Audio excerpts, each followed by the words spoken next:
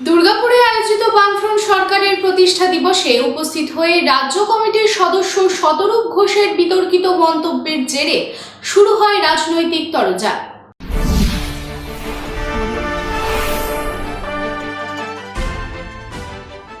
দলবদলুরা তৃণমূলের নেতা আর দুর্দিনে সিপিএম এর বিরুদ্ধে লড়াই করা কর্মীরা তৃণমূলে কোণঠাসা। সেই সৎ আর বুকের দম থাকা মানুষদের তৃণমূলকেও পাত্তা দেয় না বলে তৃণমূলকে আক্রমণ করে সেই সব বঞ্চিত তৃণমূল কর্মীদের পাশে চাইলেন সিপিএম এর রাজ্য কমিটির সদস্য শতরূপ ঘোষ।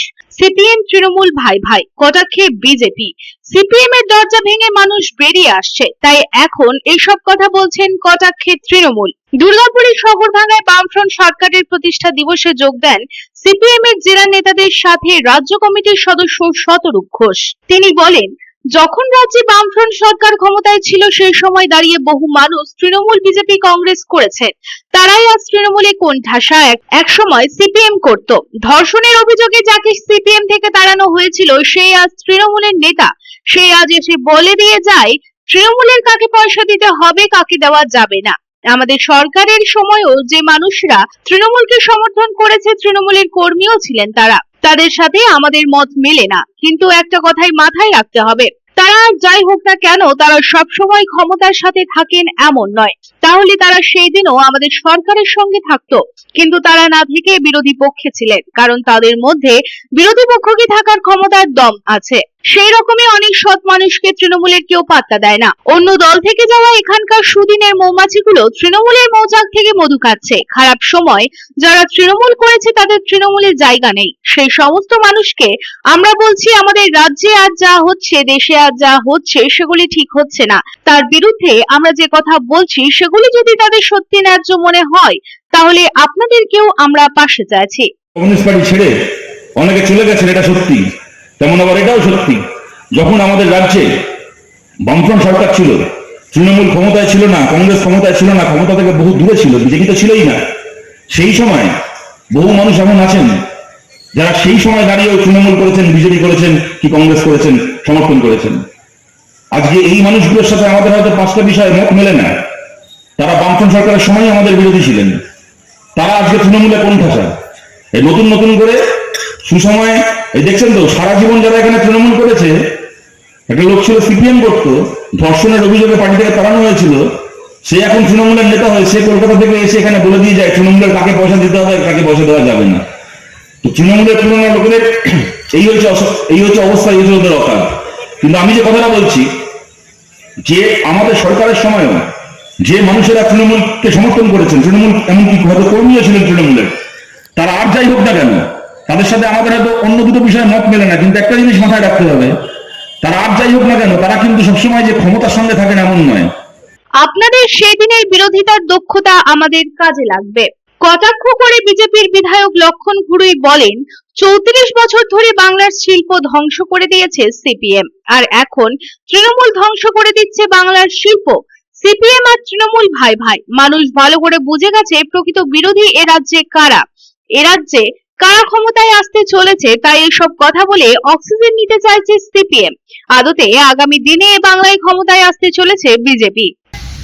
দেখুন, সিপিএম এবং তৃণমূল যদি বলি, এই 1998 সালের পর থেকে যে সংঘর্ষ হয়েছে, শত শত তৃণমূল কর্মীরা হত্যা হয়েছে, খুন হয়েছে হারমাদের দ্বারা।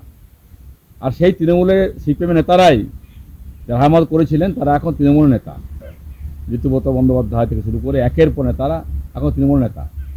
শতরূপ যে কথা বলছে, আমি মনে করি বলতেই পারেন, কারণ এখন সিপিএম এবং তৃণমূল ভাই ভাই।